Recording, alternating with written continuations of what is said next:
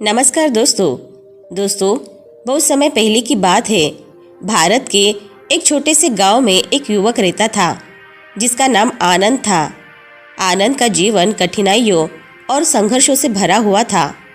वह हमेशा चिंतित रहता था क्योंकि उसे अपने जीवन का उद्देश्य और सही मार्ग नहीं मिल पा रहा था। वह साधारण परिवार से था, लेकिन उसके मन में हमेशा कुछ बड़ा करने की इच्छा थी। उसने कई बार विभिन्न कार्यों में अपना हाथ आजमाया, लेकिन हर बार असफलता ही उसके हाथ लगी। आनंद जिस गांव में रहता था, वह गांव बहुत ही शांतिपूर्ण था। हरियाली से भरे हुए खेत, पक्षियों की चहचहाहट और नदियों की मीठी आवाज़ वहाँ के जीवन का हिस्सा थे। गांव के लोग साधारण जीवन जीते थे, लेकिन उनमें संतोष और खुशी का भाव था। वे अपने जीवन में संतुष्ट थे, लेकिन आनंद को हमेशा कुछ अधूरा सा महसूस होता था। वह हमेशा सोचता था कि उसके जीवन में कोई बड़ी भूमिका होनी चाहिए, लेकिन उसे यह समझ में नहीं आता था कि वह भूमिका क्या हो सकती है। आनंद ने अपने जीवन के विभिन्न पहलुओं को समझने की कोशिश की, लेकिन उसे केवल असफलता और निराशा ही मिली। उसने खेती, व्यापार और यहाँ तक कि शिक्षा में भी अपनी किस्मत आजमाई, लेकिन किसी भी काम में वह खुद को संतुष्ट नहीं कर पाया। उसके मन में हमेशा यह सवाल गूंजता रहता था कि उसका जीवन किस दिशा में जा रहा है और उसका असली उद्देश्य क्या है। वह दिन रात इस सवाल का उत्तर खोजता रहता था, लेकिन जितना वह उत्तर पाने की कोशिश करता, उतना ही वह और अधिक उलझता जाता। उसके भीतर की बेचैनी दिन ब दिन बढ़ती जा रही थी। उसके मन में सवालों का अंबार था, लेकिन किसी के पास उन सवालों का उत्तर नहीं था। एक दिन जब आनंद गांव के एक बुजुर्ग व्यक्ति के साथ बैठा हुआ था, उसने उस बुजुर्ग से भगवान बुद्ध के बारे में सुना।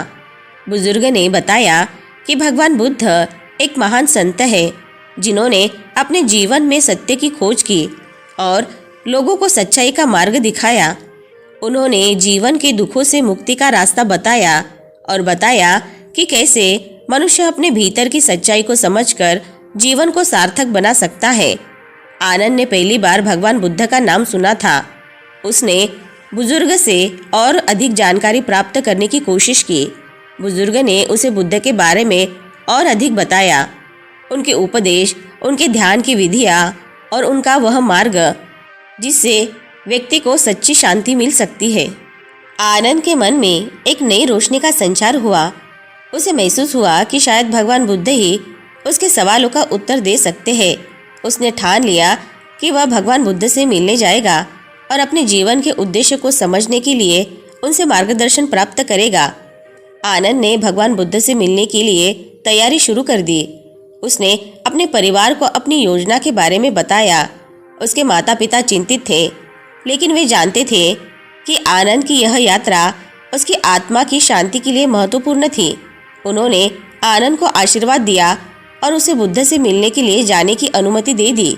आनंद ने कुछ आवश्यक सामान इकट्ठा किया और यात्रा पर निकल पड़ा। वह जानता था कि उसकी यात्रा आसान नहीं है, लेकिन उसके भीतर एक अड़िग विश्वास था कि भगवान बुद्ध से मिलने के बाद उसका जीवन बदल जाएगा। आनंद की यात्रा लंबी और कठिन थी। उसे कई पर्वतों, नदियों और जंगलों को पार करना पड़ा। रास्ते में उसे कई तरह की समस्याओं का सामना करना पड़ा। खाने पीने की कमी, मौसम की कठिनाइयाँ और जंगली जानवरों का डर। लेकिन उसके मन में भगवान बुद्ध से मिलने की तीव्र इच्छा थी, जो उसे आगे बढ़ने की ताकत देती थी। रास्ते में आनंद को कई संत और साधु मिले, जिन्होंने उसे जीवन के बारे में अलग अलग दृष्टिकोण बताए। कुछ ने उसे तपस्या का मार्ग सुझाया, तो कुछ ने ध्यान और योग का। लेकिन आनंद को लगता था कि इन सब के बावजूद उसके सवालों का सही उत्तर भगवान बुद्ध ही दे सकते हैं। एक दिन वह घने जंगल में भटक गया। दिन ढल रहा था और उसे कहीं से भी रास्ता नहीं दिख रहा था। थकान से बेहाल वह एक पेड़ के नीचे बैठ गया और सोचने लगा कि क्या वह कभी भगवान बुद्ध से मिल भी पाएगा या नहीं।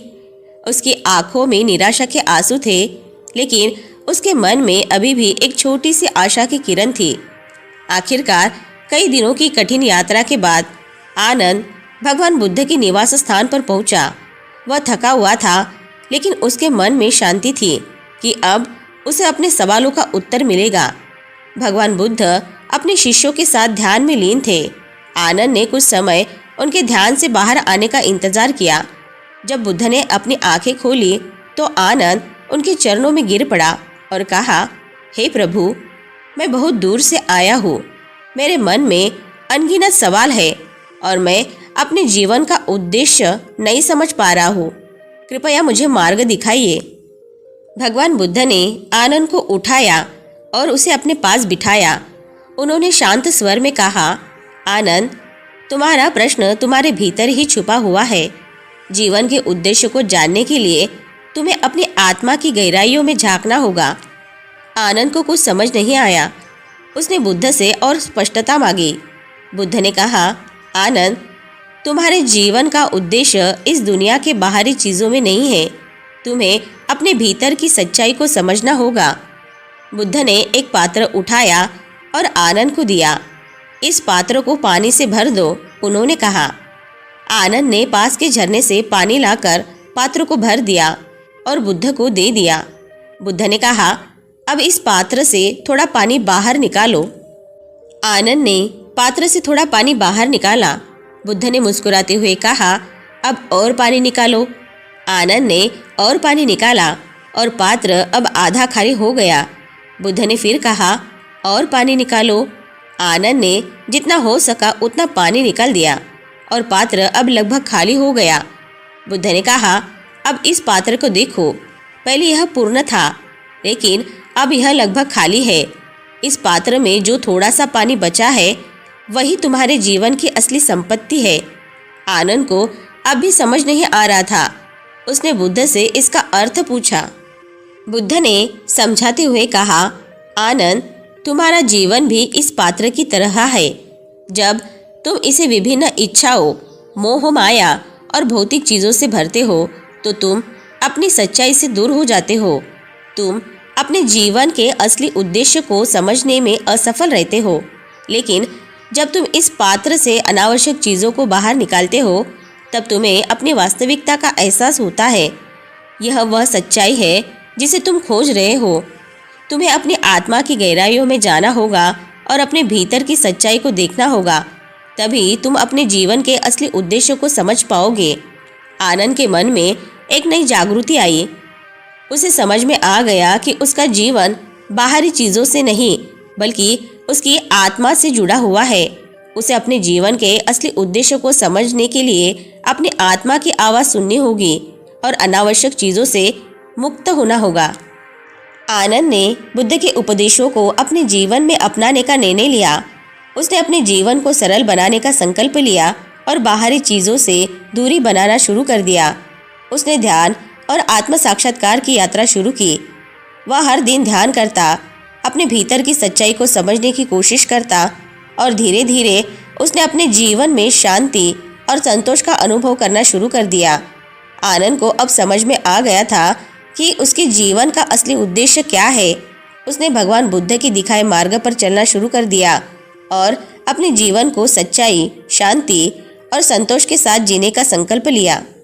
दोस्तों, आनंद की कहानी उन सभी के लिए एक प्रेरणा है जो अपने जीवन में सही मार्ग खोजने के लिए संघर्ष कर रहे हैं। जीवन का सही मार्ग तभी दिखता है जब हम अपने भीतर की सच्चाई को समझते हैं और अपने जीवन को अनावश्यक इच्छाओं और मोह मायाओं से मुक्त करते हैं। आनंद ने अपनी यात्रा के माध्यम से यह सिखाया कि जीवन का उद्देश्य बाहरी चीज़ों में नहीं, बल्कि हमारी आत्मा की गहराइयों में है। जीवन का सही मार्ग तभी दिखता है जब हम अपने भीतर की सच्चाई को समझते हैं और अपने जीवन को अनावश्यक इच्छाओं से मुक्त करते हैं। तो दोस्तों, आज की कहानी से आपको बहुत कुछ सीखने को मिला होगा। वीडियो अगर पसंद आई होगी तो वीडियो को लाइक, शेयर और चैनल को सब्सक्राइब ज़रूर से कर ले। मिलते हैं नेक्स्ट वीडियो में। तब तक के लिए अपना ख्याल रखें। धन्यवाद।